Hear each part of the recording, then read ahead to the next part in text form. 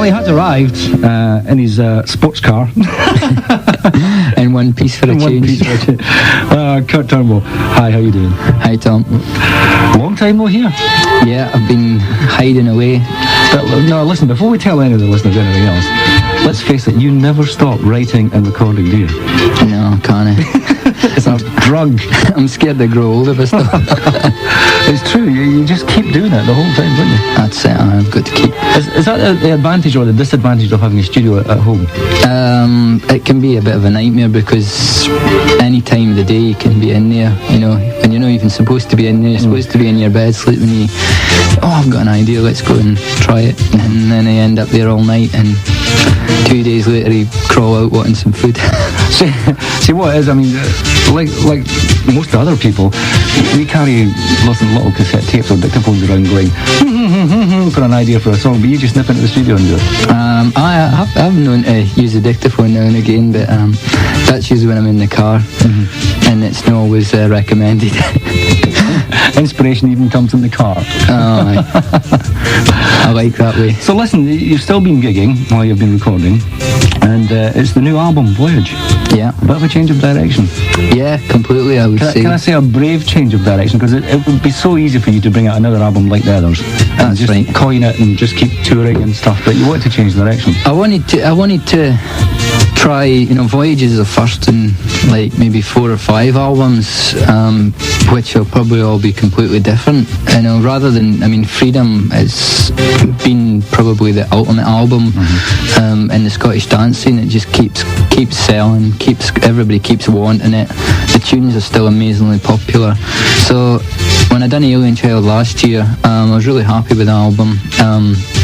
The only problem was a lot of stuff on there that was already, you know, previously out, although there was quite a few new tracks, you know. I just felt that I wanted to do something completely new, completely fresh, and come at it from a completely different angle. And everything on there has never been released. It's all brand new material.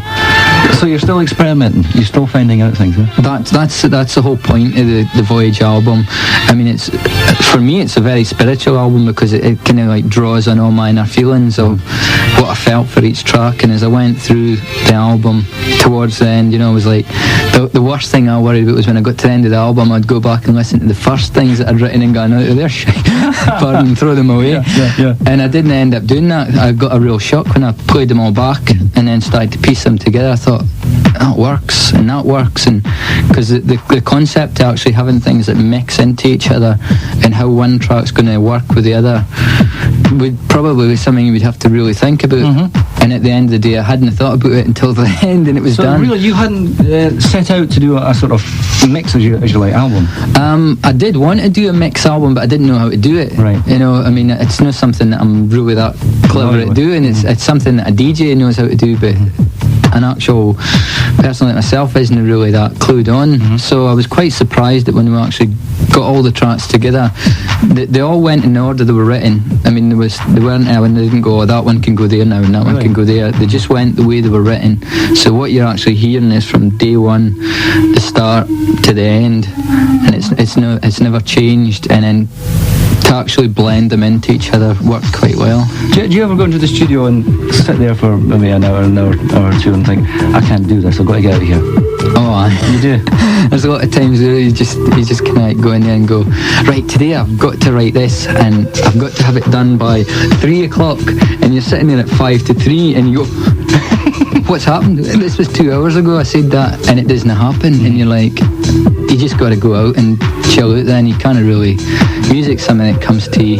So you couldn't do things on demand, or could you? No, I think the best work I never do on demand. It just happens. You just go in there and, oh, what was that? Right, okay, that's okay. Where did that come from? I mean, that was a funny thing when I was writing Voyage. Like, I was like, when I went back to listen to the finished 10 tracks, there was like, I got to track 3 and I was like, I remember that now, but I didn't remember writing it. It was like, I had this total deja vu that I knew that I'd written it, but I can't ever remember it. And it was totally different. Like. Right, listen, we've got a couple of CDs to give away. When's it out, by the way? It's out 2nd of February. 2nd of February, right. It's called The Voyage. Not a question? Think of a good question. A good question. Yeah. Yeah. What was the first cover version that QFX done on one of their very first records? And it came out in a 12-inch. It came out in 12-inch. 12-inch EP. Right. So there you are. And if you remember Depeche Mode, you'll remember this one, won't you? Yeah, I hope so. 01315574000. First couple of people with the correct answers get a signed copy. Will you sign up for us, yeah? Yeah, no problem. Signed copy of the new QFX album. And very brave. Well done, Kirk. Very Thank brave. you. I mean, as I said, it would have been dead easy to do another Freedom, another Yeah. whatever. But yeah, good. Taking strides forward. Well done. And listen, thanks for coming in, as usual. Thank you. Always welcome. All the best, mate. Thanks. Cheers.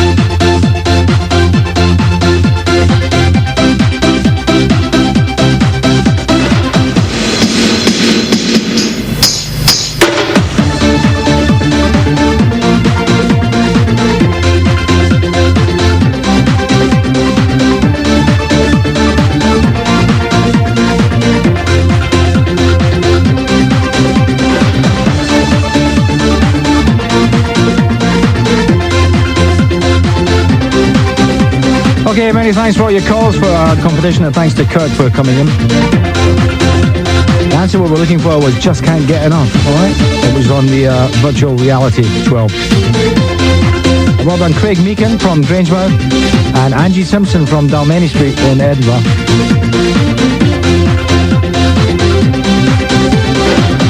Also dedicate that one to Lindsay H. Thanks for your letter, Lindsay. And hi to your friend Sarah and her boyfriend Wayne.